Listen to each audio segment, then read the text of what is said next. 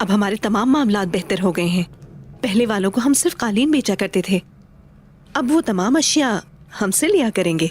जब काफिला बाहिफाजत मंजिल तक पहुंच जाया करेगा तो बहुत से इलाकों तक ये बात फैलेगी, और इसका फायदा ये है कि आसपास के लोग भी जान जाएंगे इस इलाके में कितना अमन है और कितनी खुशहाली है। हम दिन ब दिन कामयाब हो रहे हैं उस्मान साहब। अल्लाह आपको और आपकी नस्ल को बहुत से कामयाब और मुबारक दिन दिखाए। आमीन मलहून खातून, आमीन। आमीन।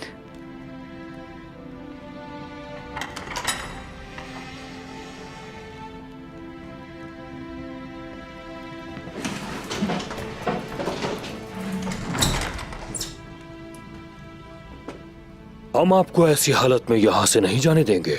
अभी तो हम अपने मुआहदे की खुशियां मनाएंगे।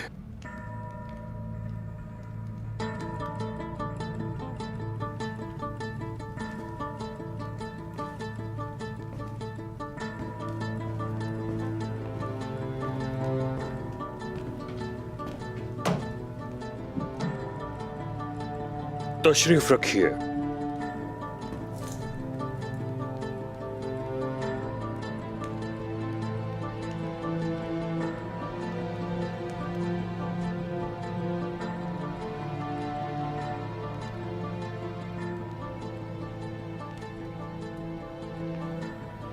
आप सब भी बैठ जाइए।